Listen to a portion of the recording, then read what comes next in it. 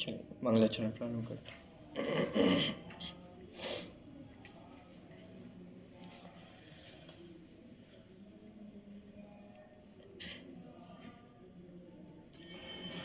नमो अरिहन्ताणं नमो सिद्धाणं नमो आयर्याणं नमो वज्रायाणं नमो लोये सवसाहुणं मङ्गलं भगवान् वीरो मङ्गलं गौतमोऽवडी मङ्गलं कुन्दे कुन्दाद्यो जैनधर्मोऽस्तु मङ्गलम् सर्वमङ्गलमाङ्गल्यं सर्वकल्याणकारकं प्रधानं सर्वधर्माणां जैनं जयतु शासनम् वन्दितु सर्वसिद्धे धूमचलमणोमवं गतिं पत्ते वोच्छामि समयपावुर् मृण्मोऽसुति केवली भणितम्।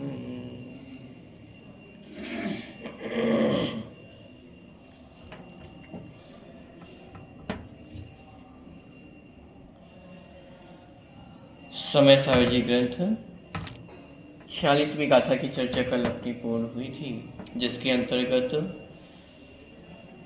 अध्यवसानादि भावों को जीविका कहने की क्या उपयोगिता है, क्यों अध्यवसानादि भावों को जीविका कहा जाता है, इस बात पर बहुत विस्तार से चर्चा वहाँ पे की गई थी।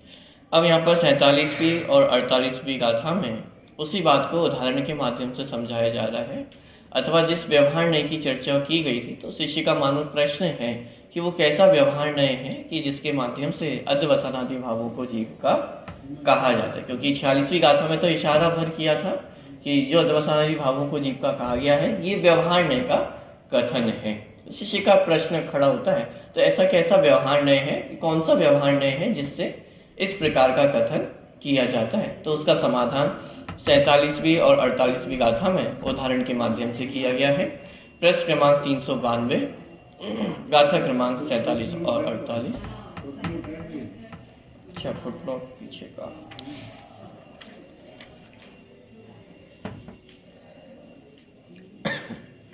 391 नंबर पे पिछले पेज पे फुटनोट है, उसकी चर्चा भी देख लेते हैं। हे भव्य जीवों, जिनको सारी दुनिया नमस्कार करती है, वे भी जिनको नमस्कार करें। जिनकी सारी दुनिया स्तुति करती है, वे भी जिनकी स्तुति करें। एवं जिनका सारी दुनिया ध्यान करती है, वे भी जिनका ध्यान करें। ऐसे इस देह देवल में विराजमान भगवान आत्मा को जानो। ये माने मूल मोक्ष पावड़ ग्रंथ की गाथा। मोक्ष पावड़ माने किसके द्वारा रचित है? किसके द्वारा रचित है?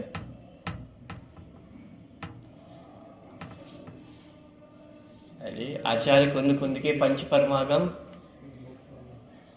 समय सार, प्रवचन सार, नियम सार, पंचास्तिकाय और अष्टपाहुड़। अष्टपाहुड़ माने एक प्रकार से 8 अध्याय आप कह सकते हैं। 8 मूलतः तो 8 स्वतंत्र अपने आप में ही उन्हें ग्रंथ कहा जा सकता है। एक एक अपने आप में ग्रंथ है, तो उन 8 को मिलाकर के एक पुस्तक तैयार की गई जिसका नाम है अष्टपाहुड़।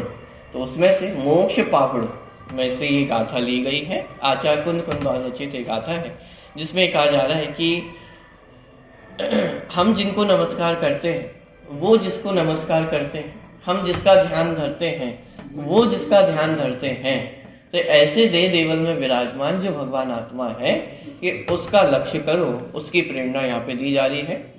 वंदनीय पुरुषों द्वारा भी वंदनीय, स्तुति योग्य पुरुषों द्वारा भी स्तुत्य, एवं जगत के योग्य पुरुषों द्वारा भी ध्येय पुरुषों का भी ध्येय, यह भगवान आत्मा ही शरण में जाने योग्य है। यह जानकर ही आत्मा की शरण में जाने की बात कही गई है। 391 पे फुटनोट है नीचे।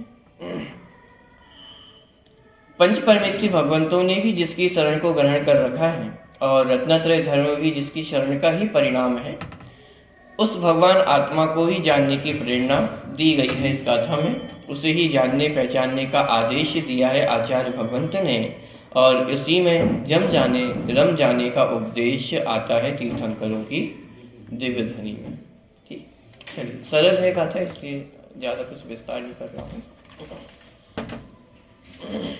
चलिए विषय की ओर अपन आगे बढ़ते हैं। 392 नंबर का पृष्ठ 47 और 48 से 2 गाथाएं एक साथ यहाँ पे अपन पढ़ेंगे। आचार्य देव ने 46वीं गाथा में अध्यवसानादि भावों को जीव कहने की उपयोगिता बताकर शिष्यों को संतुष्ट तो कर दिया, पर अब शिष्य यह जानना चाहते हैं कि वह कौन सा व्यवहार है। यानी अभी तक ये तो स्वीकृति हो गई है कि जिनागम में 2 प्रकार के नए हैं, एक निश्चय नय है और एक व्यवहार नय है। निश्चय नय से अध्यवसानादि भावों को आत्मा से रहित कहा जाता है और व्यवहार नय से अध्यवसानादि भावों को जीव का कहा जाता है। इतना यहाँ स्पष्ट कर चुके हैं। अब शिष्य का प्रश्न है कि वह व्यवहार नय कौन सा है, किस प्रकार से वह प्रयोग होता है, तो उसकी चर्चा। पर अब शिष्य यह जानना चाहते हैं कि वह कौन सा व्यवहार है, किस प्रकार का व्यवहार है कि जिसका यहाँ दिखाया जाना इतना आवश्यक था। प्रश्न क्यों खड़ा हुआ, इतना आवश्यक था? क्योंकि यदि इस बात को यहाँ पे स्पष्ट नहीं करते तो फिर स्वच्छंदी होने की बहुत अधिक संभावनाएं थी। आचार्य कुंद कुंद के मन में तो शुरुआत से ही ये बात बैठी हुई है कि कहीं जीव छल ग्रहण ना कर ले, तो वो तो ये प्रतिज्ञा करके ही चल रहे हैं कि मैं तो अपने स्वानुभूति से प्रमाण करके स्पष्ट कर रहा हूँ, और फिर भी यदि कहीं चूक हो जाए तो आप छल ग्रहण नहीं करना।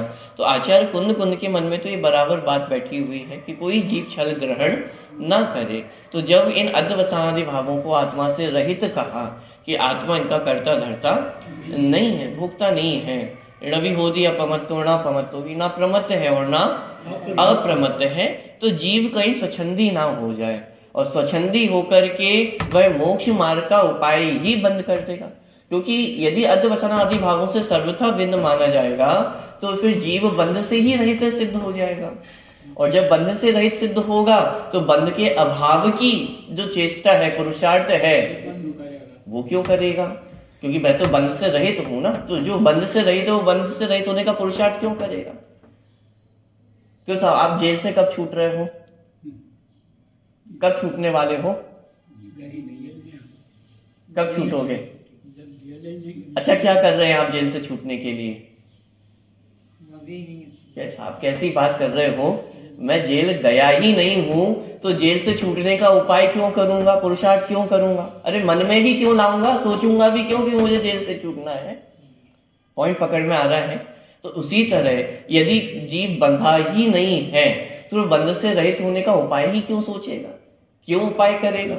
तो इसीलिए यहाँ पे अध्यवसानादि भावों को जीव का कहने की उपयोगिता स्पष्ट की गई और इतना आवश्यक था कहना। ठीक, तो व्यवहार है कि जिसका यहाँ दिखाया जाना इतना आवश्यक था। शिष्य किसी सरल सुबोध उदाहरण के माध्यम से यह बात जानना चाहते हैं। माने एक अपेक्षा है कि आप कोई सरल सा उदाहरण देकर के बात स्पष्ट कर दें कि ये व्यवहार नय का प्रयोग इतना आवश्यक क्यों है। ऐसा विचार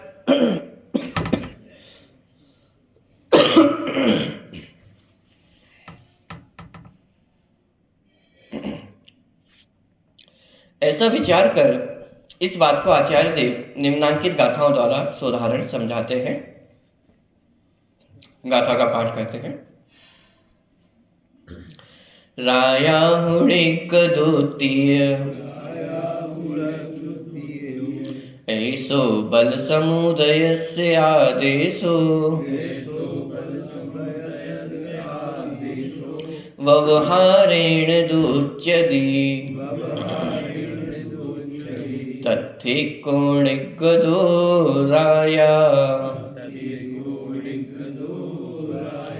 इमेव व्यवहारो अध्यवसानाद्यर्णभावाणम्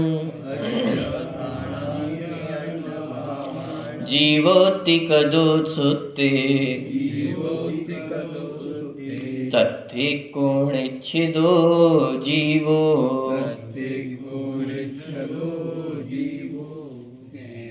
सहित नरपति निकले नप चला ग्यो जन कहे ये कथन है व्यवहार का पर नृपति उनमें एक बस उस तरह ही सूत्र में व्यवहार से इन सभी को जीव कहते किंतु इनमें जीव तो बस एक है। ये कितना बढ़िया उदाहरण दिया है। कोई शंका ना हो। देखिए राया हूँ गदो कि जिस प्रकार सेना के साथ निकलते हुए राजा को देख करके सेना को आदेश करके कहा जाता है कि राजा निकल रहा है। जैसे आजकल तो मंत्री वगैरह होते हैं, वो भी राजाओं से कम थोड़ी ना है, वो भी अपना काफिला लेकर के निकलते। तो जब कोई भी मंत्री निकलता है तो पूरी रोड ब्लॉक कर दी जाती है और मंत्री तो एक कार में बैठा रहता है, लेकिन उसके आगे और उसके पीछे सैकड़ों गाड़ियां निकलती हैं। तो जब वो गाड़ियां निकलती हैं तो हम क्या कहते हैं, बगल में कोई, मान लो आप पहले से ट्रैफिक पर खड़े थे और कोई अभी अभी आया और पूछा कि साहब क्या हो रहा है, ये कौन निकल रहा है, तो आप क्या कहोगे, मंत्री निकल रहे हैं। मंत्री निकल रहे, आगे तो अभी पुलिस की गाड़ी निकलती हुई देखी है हमने, मंत्री कहाँ निकले? अभी तो 10 गाड़ी निकल गई, 15 गाड़ियां निकल गई हैं और मंत्री की गाड़ी तो दिखी ही नहीं है। और आप कह रहे हो मंत्री निकल रहे हैं, मंत्री कहाँ निकला है? ये तो पुलिस की गाड़ी निकली है, तो असिस्टेंट की गाड़ी निकली है, तो इतनी सारी गाड़ियां निकली हैं। मंत्री की गाड़ी तो बीच में कोई एक गाड़ी है जिसमें मंत्री बैठा हुआ है, लेकिन मंत्री यदि गाड़ी में बैठा हुआ है तो उसके साथ जितना पूरा काफिला है वो भी क्या कहलाता है, मंत्री कहलाता है। कौन निकल रहा है? मंत्री निकल रहा है। तो ये उस समय का उदाहरण है। तो उस समय तो राजा अपने सेना को लेकर के साथ निकलते थे। तो यहाँ पे उदाहरण दिया गया है, जिस तरह राजा अपनी सेना पूरी समस्त सेना को लेकर के नगर में निकलता है, तो सेना को लक्ष्य करके यही कहा जाता है कि कौन निकल रहा है, राजा साहब निकल रहे हैं, राजा आए हैं, राजा नगर में पधारे हैं।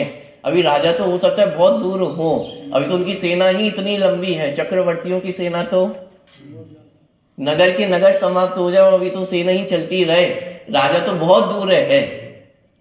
ऐसे भी विचार करके देखे, चक्रवर्ती की सेना अपने यहाँ कभी आए, अरे 76 साल पहले गवाल के राज निकलते थे दशहरे में, हजारों लोग दर्शन करने गए। आप कल्पना करके देखो, माने विदिशा से भोपाल तक वो राजा की सेना ही निकल रही है और राजा अभी भोपाल में ही है और सेना उसकी विदिशा तक आ गई है, लेकिन क्या कहा जाएगा, कौन आ रहे हैं, राजा साहब आ रहे हैं। हाथी आया है क्या, घोड़े आए हैं क्या, सैनिक आया है क्या, कौन आ रहे हैं, राजा आया है, राजा आ रहे हैं। तो जिस तरह सेना के साथ निकलते हुए, माने राजा के साथ निकलती हुई सेना को भी राजा ही कहा जाता है कि राजा आए हैं। तो ये उदाहरण यहाँ पे दिया है, रायाहु ऋग्गदोत्तीय एसो बल समुदाय से आदेशो, माने बल समुदाय, माने उनकी जो पूरी सेना है उसको बल समुदाय कहा, पूरी बल समुदाय को आदेश करके ये कहा जाता है कि राजा ही आए हैं।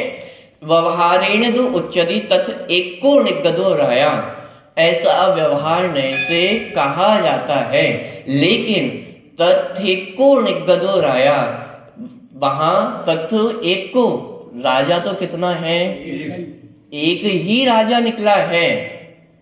मान लीजिए सेना में 1000 सैनिक हैं, तो अब यदि एक एक को राजा माना जाएगा तो राजा कितने हो जाएंगे, 1000 राजा हो जाएंगे, फिर 1000 राजा हो जाएंगे, उसके साथ साथ हाथी भी है, घोड़े भी है, रथ भी है, कितने राजा हो जाएंगे, इतने सारे राजा निकल रहे हैं क्या?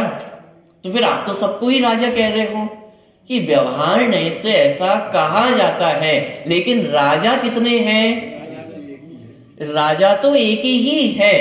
एक राजा के होने पर उनकी पूरी सेना को राजा कहा जाता है। अच्छा, अब यदि यहाँ पे राजा को हटा दिया जाए तो पूरी सेना है, बराबर है, बस एक राजा ही तो नहीं है। अरे 1000 लोगों में एक को ही तो हटाया है, बाकी सब वैसा का वैसा ही है, क्या बिगड़ गया? एक जीव राजा है। कि यदि राजा नहीं है तो वो सेना सेना नहीं है, वो भीड़ है, वो राजा नहीं है, फिर वो राजा नाम नहीं पाएगी। उस सेना पे राजा पने का आरोप किसके कारण आया था? राजा के कारण आया था। यदि राजा नहीं है तो भीड़ है, इसके अलावा और कुछ भी नहीं है। इसलिए यहाँ पे कहा तत् एको निगदो राया, कि वहां पे निकलता तो एक ही राजा है। सेना सहित माने राजा के सहित सेना के निकलने पर भी, सेना को राजा बोलने पर भी वहां निकलता तो एक ही राजा है, हजार राजा नहीं हो जाते हैं।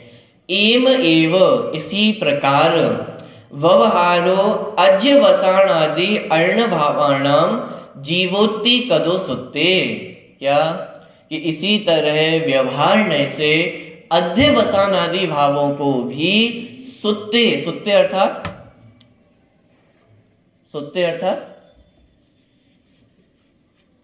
आजकल तो बुरे अर्थ में प्रयोग होने लगा है शब्द, लेकिन यहाँ सुत्ते माने सूत्र, सूत्र में, सूत्र माने जिनवाणी आगम। तो जिनवाणी में, सूत्र में अथवा जिनेन्द्र भगवान की वाणी में इस प्रकार से आया है। क्या आया है? व्यवहार नय से इस प्रकार अध्यवसाण आदि भावों को भी जीव का सूत्र में कहा गया है। एम व्यवहारो अध्यवसाणादि अर्ण भावाणम जीवोत्ति कदो सुत्ते तत् एको निच्छिदो जीवो, कि वास्तव में तो वहां कितने जीव है? अच्छा, अध्यवसान आदि भाव कितने हैं? अध्यवसानादि भावों में द्रव्य कर्म, भाव कर्म, नौ कर्म, यदि मोटा मोटापन 3 कैटेगरी में डिवाइड करना चाहें तो द्रव्य कर्म, भाव कर्म, नौ कर्म, ये सब इसमें समाहित हो जाते हैं। तो 9 कर्म में शरीर, शरीर में कितने पुद्गल परमाणु हैं? अनंत पुद्गल परमाणु हैं। और उसके बाद द्रव्य कर्म कितने हैं? यदि मूल प्रकृति देखी जाए तो 8 हो, उत्तर प्रकृति देखें तो कितनी होती है? 148 प्रकृतियां।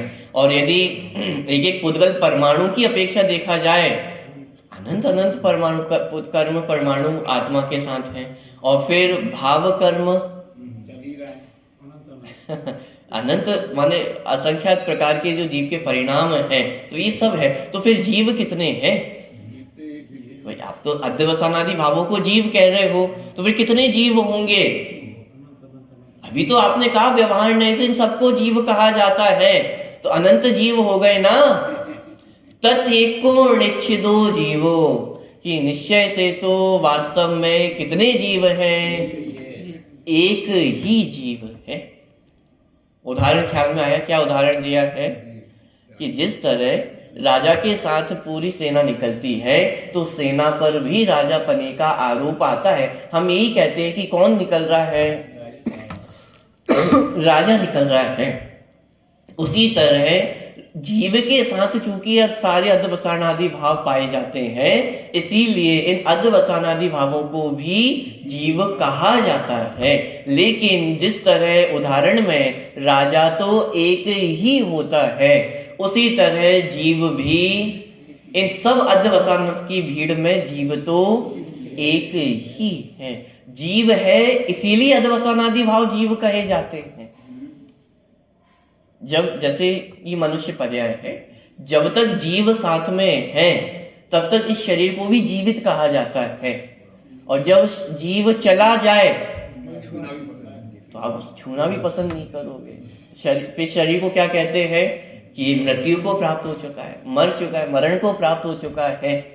मरण को प्राप्त हो गया तो जीवित कब था ये शरीर? अरे आप ही कह रहे हो कि मरण को प्राप्त हुआ, प्रश्न तो ये जीवित कब था?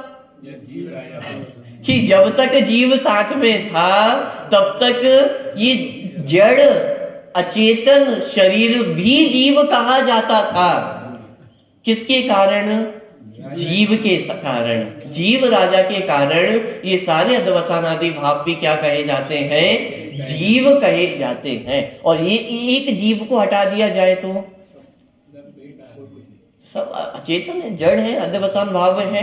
पॉइंट पकड़ में आ रहा है? ठीक। चलिए, तो इस प्रकार यहाँ पे व्यवहार नय का प्रयोग करके यहाँ पे स्पष्ट किया, उदाहरण के माध्यम से स्पष्ट किया कि इस प्रकार से यहाँ व्यवहार नय का प्रयोजन सिद्ध किया गया। व्यवहार नय को किस तरह से प्रयोग किया गया है यह बात भी यहाँ पे स्पष्ट की गई है। मूल बात इसमें इतना समझना है कि व्यवहार नय का प्रयोग किस प्रकार से किया गया है। शरीर आदि को आत्मा का क्यों कहा जाता है? क्योंकि ये सब शरीर आत्मा के साथ पाए जाते हैं। जहां जहां जीव जाता है वहां वहां ये सारी चीजें भी उसके साथ जाती हैं, इसीलिए इन सबको जीव ही कहा जाता है। और जब इनका संबंध छूट जाता है तो फिर इनको कोई जीव, पर जब तक साथ में है तब तक इन्हें भी जीव कहा जाता है। जैसे अनंत परमेष्टि का अपन ने कल परसों भी उदाहरण देखा था। कितने मूल गुण है अनंत परमेष्टि के? पंक्तियां भी ये पढ़ते हैं कहवत के 46। कितने मूल गुण है? 46 मूल गुण है, लेकिन कहने मात्र के हैं 46। जब अपन उदाहरण देखते हैं, समन्त स्वामी ने भी अभी अपन ने पढ़ा भी, आप तुम्ही मानसा देवागम स्तोत्र अपन ने पढ़ा, देवागम नमो यान चामर आदि विभूतया, ये अष्ट चबर आदि आपके दिखाई दे रहे हैं। देवकृत अतिशय दिखाई दे रहा है, आकाश में विहार होता हुआ दिखाई दे रहा है। इस कारण आप पूज्य हैं, इस कारण आप अनंत है ना। क्या कहा आचार्य समंत देव ने? साहब इस कारण से हम आपको पूजते नहीं, देव आकर के आपको नमस्कार करते हैं, आकाश में आपका विहार पाया जाता है, छत्र चवन आदि विभूतियां इतनी सारी आपके देखी जाती हैं, देव आकर के अतिशय करते हैं, जन्मकृत अतिशय पाए जा रहे हैं। इन कारणों से मैं आपको पूजता नहीं हूं। वास्तविक पूजता का कारण क्या है? अनंत दर्शन, अनंत ज्ञान, अनंत सुख, अनंत वीर, ये वास्तव में उनकी पूजता के कारण है। इनसे वे अनंत परमेष्टि है। बाहर के बाकी की सारा वैभव हो और ये 4 मूल गुण ना हो तो वे मूल गुण कहे जाएंगे? नहीं साहब, 46 मूल गुण है, माना 4 नहीं है, लेकिन बाकी की सारी चीजें तो है ना। 42 तो कहो कि 46 में से 4 नहीं है, 42 तो है ना। 90% काम तो हो ही गया है, अब 10% और बचा, हो जाएगा वो भी।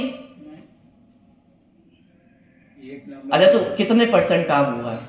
46 में से यदि 42 हो और 4 ना हो तो कितने परसेंट काम हो गया है? अरे भाई 1% भी काम नहीं हुआ है। ये तो मायावियों के भी पाए जाते हैं, इनके होने से अनंत नहीं होते हैं। अनंत चतुष्टय है, इसीलिए बाहर की विभूति भी मूल गुण नाम पाती है। बाहर के मूल गुण, बाहर के वैभव हो और अनंत चतुष्टय ना हो तो वो भी मूल गुण नाम नहीं पाएंगे। और अंदर में अनंत चतुष्टय है तो बाहर का जितना वैभव है वो भी अनंत भगवान का परिचय बन जाता है। पॉइंट पकड़ में आ रहा है? इसी तरह जब तक अध्यवसानादि भाव जीव के साथ पाए जाते हैं तब तक वो अध्यवसानादि भावों को भी जीव कहा जाता है। लेकिन वास्तव में यदि विचार किया जाए तो वहां जीव तो एक ही है, जीव बहुत सारे नहीं है, जीव तो एक ही है। उस जीव के साथ इतने सारे अध्यवसानादि भाव पाए जाते हैं। ठीक है, चलिए गाथा का अर्थ पढ़ते हैं।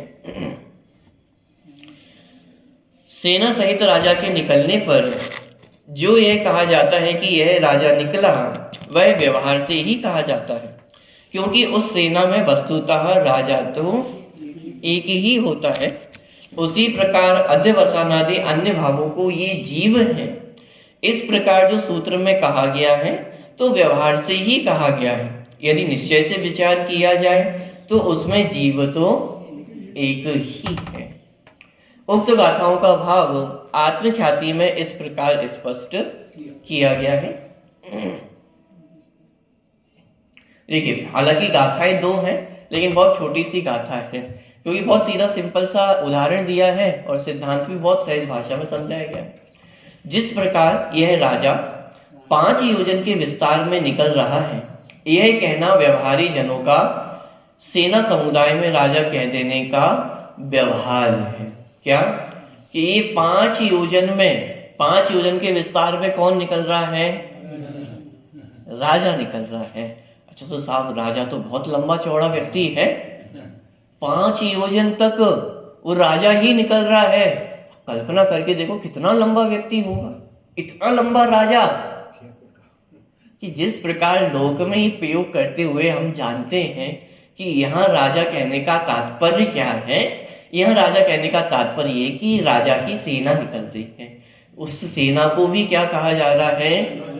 राजा कहा जा रहा है। राजा है तो उसकी सेना भी इतना सम्मान प्राप्त करती है कि वो भी राजा नाम पाती है। जैसे दूल्हे की बारात निकलती है तो है तो भीड़ ही, लेकिन दूल्हा है तो वही भीड़ बारात का सम्मान प्राप्त करती है, बाराती कहलाती है। आप भी यदि बारात में सम्मिलित होके कहीं जाओगे तो आपका भी सम्मान किया जाएगा।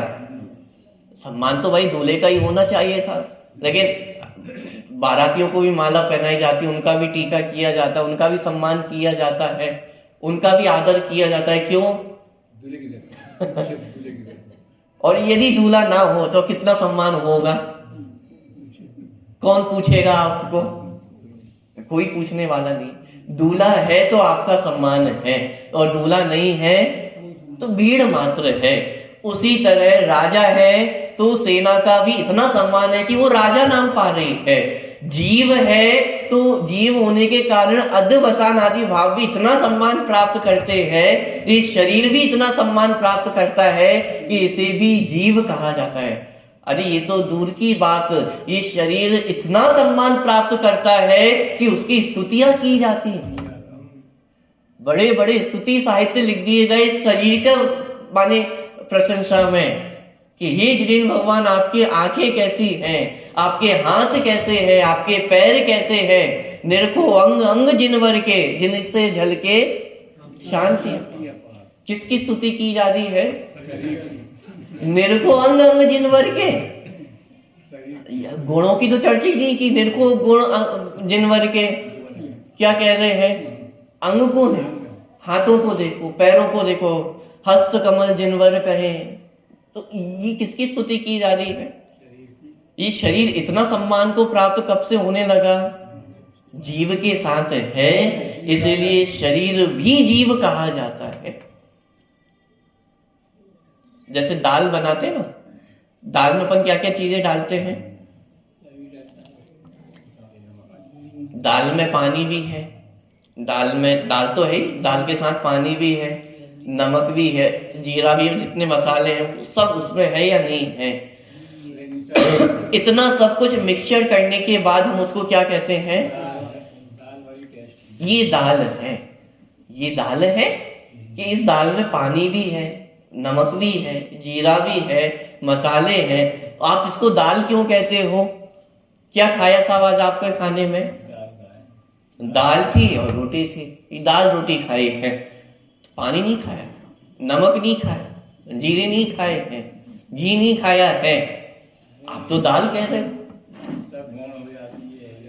ये बात हमारे साल में नहीं आ रही। वो आदमी रोज पूछता है, तुअर की दाल है, उसमें सरसों नमक डाल दे और दूध कैसे? इसका मुझे विचार नहीं है। दूध के साथ दूध में डाल दो, दही में तो दूधल हो जाती है। दाल में सरसों डाल दी, नमक डल गया, नमक और सरसों डली, दूधल हो गया। ऐसा कुछ लोग कहते हैं। सरसों का मुझे ख्याल में नहीं है, देखेंगे यदि कोई होगा तो। चलिए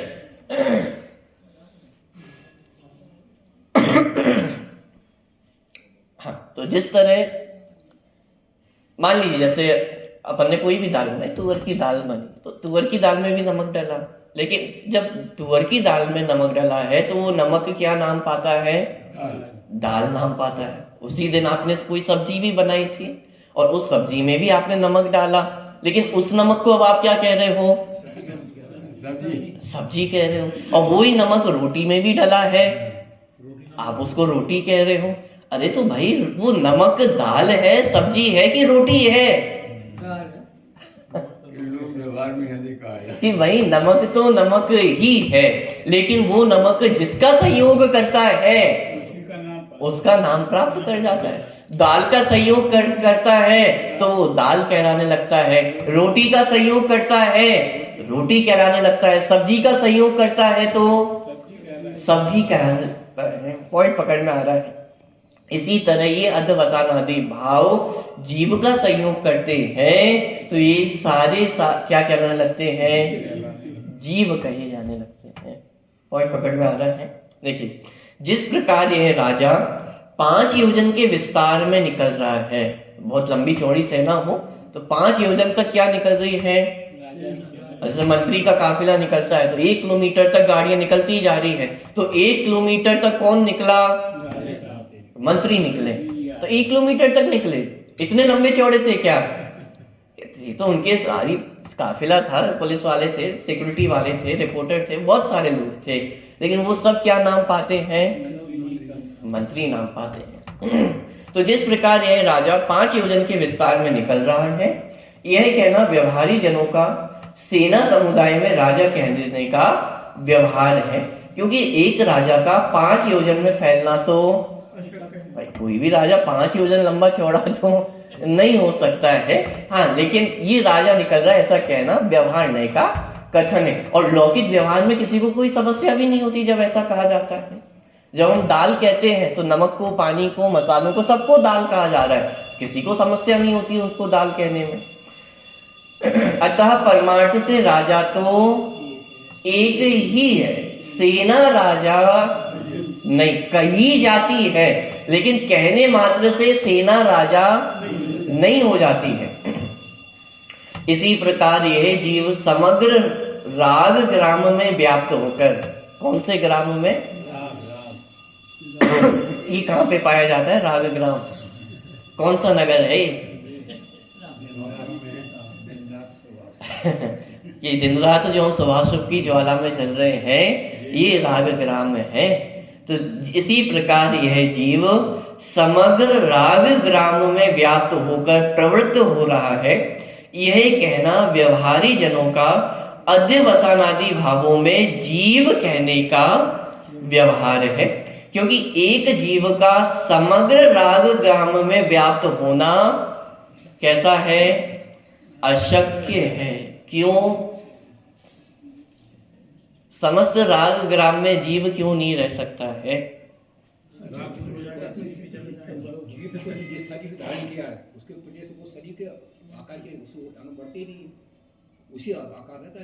क्योंकि जब हम जीव का त्रिकाल स्वभाव देखते हैं तो उसमें तो ज्ञान दर्शन ही दिखाई देता है। राग जीव के साथ त्रिकाल नहीं पाया जा रहा है। आगे से लेके पीछे तक यदि देखा जाए तो राग तो बहुत थोड़े से काल के लिए है और जीव का विस्तार तो बहुत अधिक है। तो समस्त राग भावों में जीव का प्रवेश तो संभव नहीं है। तो समग्र राग ग्राम में व्याप्त होना अशक्य है। अतः परमार्थ से जीव तो एक ही है, अध्यवसानादि भाव जीव नहीं है। दूसरा कारण ये भी है कि यदि समस्त राग ग्राम में जीव को माना जाएगा तो हम कितने जीव कहें? राग भी है, द्वेष भी है, और विस्तार करें तो क्रोध, मान, माया, लोभ, हिंसा, झूठ, चोरी, कुशील, परिग्रह, 25 कषाय, माने ये सब इतना भेद हो सकता है। तो कितने जीव कहे जाए? इस हिसाब से तो हमें बहुत सारे जीव कहने पड़ेंगे। जितने अध्यवसान भाव उतने जीव, लेकिन ऐसा तो नहीं है। जीव तो एक ही है। इसलिए समस्त राग ग्राम में एक जीव का विस्तार को प्राप्त होना तो अशक्य है। तो निश्चय से देखा जाए तो वहां जीव तो एक ही है। ठीक है, तो इस प्रकार ये मूल टीका थी। आगे का थोड़ा सा अनुच्छेद भी अपन पढ़ते हैं। 46वीं गाथा में व्यवहार नय की उपयोगिता बताई गई है और 47वीं व 48वीं गाथा में अध्यवसानादि भावों को जीव कहने के संदर्भ में व्यवहार नय की प्रवृत्ति किस प्रकार होती है, यह बात सेना सहित राजा के गमन का उदाहरण देकर समझाई गई है। अध्यवसानादि भावों को जिनागम में जीव कहा है और यहाँ उन्हें पुद्गल कहा जा रहा है। इसका क्या कारण है? इस प्रश्न के उत्तर में आचार्य देव ने कहा था कि अध्यवसानादि भावों को पुद्गल कहना परमार्थ कथन है और उन्हें जीव कहना या जीविका कहना व्यवहार कथन है। उक्त संदर्भ में शिष्य का कहना यह है कि व्यवहार तो अनेक प्रकार का होता है, सद्भूत, असद्भूत, उपचरित, अनुपचरित। घी का संयोग देखकर मिट्टी के घड़े को घी का घड़ा कहना भी व्यवहार है, और आत्मा में ज्ञान है, दर्शन है, चारित्र है, यह कहना भी व्यवहार है। अध्यवसानादि भावों को जीव का कहना इनमें से कौन सा व्यवहार है, किस प्रकार का व्यवहार है? इस प्रश्न का उत्तर आचार्य देव नयों का नाम बताकर नहीं देते हैं, अपितु उदाहरण देकर ही वे अपनी बात को स्पष्ट करते हैं। यहाँ ही नहीं, आचार्य कुंद देव की सर्वत्र यही शैली रही है। वे सभी जगह इसी प्रकार उदाहरण देकर ही समझाते हैं। इस समय सार में भी अनेकों स्थल ऐसे हैं जहां उन्होंने इसी प्रकार के उदाहरणों से अपनी बात स्पष्ट की है। वे ऐसा भी कह सकते थे कि यह कथन उपचरित असद्भुत व्यवहार नय का या उपचरित सद्भुत व्यवहार नय का है। दो नयों के नाम क्यों लिए यहाँ पे? पहला उपचरित असद्भुत व्यवहार नय। उपचरित असद्भुत व्यवहार नय से किसे अपना कहा जाएगा? शरीर को। बहुत बढ़िया। शरीर माने जो उपचरित असद्भुत व्यवहार नय के अंतर्गत, वैसे तो बाहर जो प्रत्यक्ष भिन्न पदार्थ हैं वो उपचरित असद्भुत व्यवहार नय का विषय बनते हैं, लेकिन एक सामान्य असद्भुत व्यवहार नय को भी ग्रहण करें तो दोनों चीजें, बाहर के संयोग भी और शरीर आदि, अष्टकर्म आदि, ये सब उपचरित असद्भुत व्यवहार नय के अंतर्गत समाहित कर लिए गए हैं। तथा उपचरित सद्भुत व्यवहार नय में जीव की जितने मोह राग द्वेष आदि विकारी परिणाम है वो सब उपचरित सद्भुत व्यवहार नय में। परंतु ऐसा न कहकर वे सेना सहित राजा की निकलने का उदाहरण देकर समझाते हैं कि अध्यवसानादि भावों को जीव कहना उसी प्रकार का व्यवहार है कि जिस प्रकार सेना सहित राजा के निकलने पर यह कहा जाता है कि राजा निकल रहा है, अथवा राजा 5 योजन के विस्तार में निकल रहा है। कि साहब आप बहुत घुमा घुमा के बात कर रहे हो, आप तो सीधे सीधे बताओ ये अध्यवसानादि भाव आत्मा के हैं या नहीं है? ये इतनी चर्चा में समझ में नहीं आती, इतना घुमा फिरा के इतने उदाहरण दे करके आप तो एक बार में एक डायरेक्ट कथन करके बता दो, अध्यवसानादि भाव आत्मा के हैं या नहीं है। तो हमारा भी आपसे सीधा सीधा प्रश्न इतना सा है कि वो जो सेना है वो राजा है या नहीं? क्या उत्तर है? यदि आप ये कहते हो कि वो सेना राजा नहीं है तो हमारा भी यही उत्तर है कि जितने अध्यवसानादि भाव है वो जीव नहीं है। और यदि आप ये कहते हो कि वो सेना राजा है, ये राजा निकल रहा है, तो हम भी ये कहते हैं कि ये अध्यवसानादि भाव जीव के हैं। क्योंकि अरे भाई व्यवहार नय का कथन ही ऐसा होता है, कहा कुछ जाता है और समझा कुछ जाता है। जो कहा जा रहा है उसके पीछे एक विशिष्ट प्रयोजन है। चूंकि राजा के साथ है इसलिए उनका उतना सम्मान किया जा रहा है, राजा नहीं होता तो इतना सम्मान भी नहीं होता। उसी तरह ये अध्यवसानादि भाव जीव के साथ पाए जाते हैं। जहां जहां ये जीव जाता है वहां वहां शरीर भी जाता है, वहां वहां उसके राग द्वेष भी जाते हैं। इसीलिए इन अध्यवसान भावों को जीव का कहा जा रहा है, लेकिन कहने मात्र से वो जीव नहीं हो जाते हैं। पॉइंट पकड़ में आ रहा है?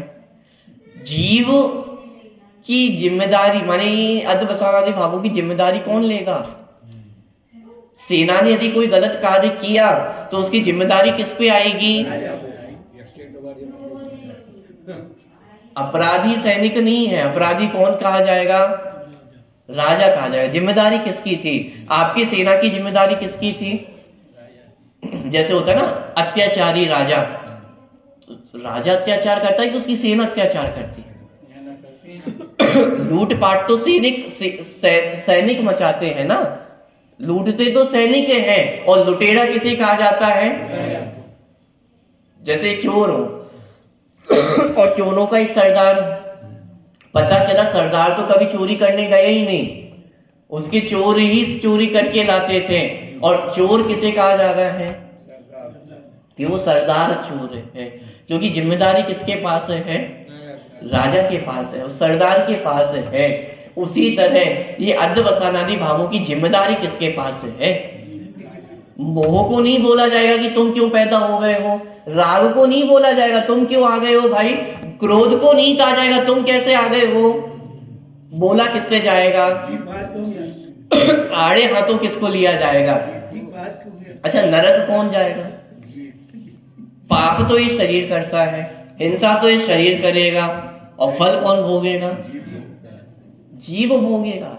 इसीलिए अध्यवसानादि भावों को किसका कहा गया है? ये जीव के हैं, क्योंकि इनकी जिम्मेदारी जीव की है। करेंगे अध्यवसानादि भाव, और भोगना किसको पड़ेगा? किसको भोगना पड़ेगा? कषाय एक क्षण की है, वो तो उत्पन्न हुई और नष्ट भी हो गई, और उसका फल कौन भोग रहा है अनंत काल तक? वो जीव भोग रहा है। इसीलिए अध्यवसानादि भावों को जीव का कहा गया कि ये किसके है? जीव के हैं।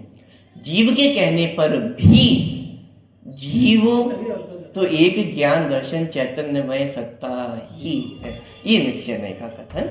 व्यवहार नय की जितनी उपयोगिता है व्यवहार नय को भी स्पष्ट किया, और निश्चय नय की जितनी उपयोगिता है उतना निश्चय नय का वर्णन भी किया जाता है। यहाँ कोई जीव छल ग्रहण ना करे, इसलिए पहले व्यवहार नय को स्थापित किया जा रहा है। आगे चल करके अब व्यवहार नय का निषेध भी किया जाएगा, वो चर्चा आगे आएगी, लेकिन पहले इतना समझा जाए कि व्यवहार नय को कैसे स्थापित किया गया है, और विशेष चर्चा अपन करेंगे।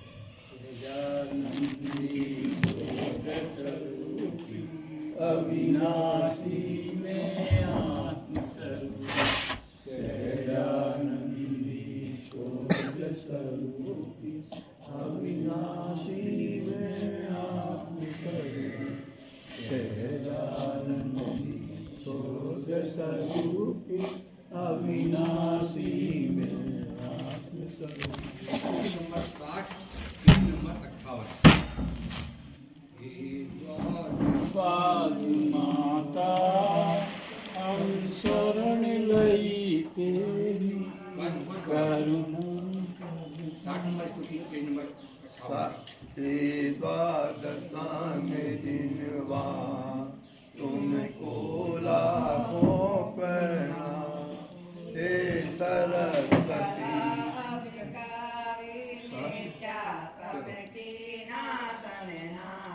ओ माता कल्याणी तुमको लाखों प्रणाम, तुमको लाखों प्रणाम। धनवान प्रगटा बनहारी, भव्य कमल सर्वत्र विहारी, हो तुम मुक्ति निशानी, तुमको लाखों प्रणाम, तुमको लाखों प्रणाम।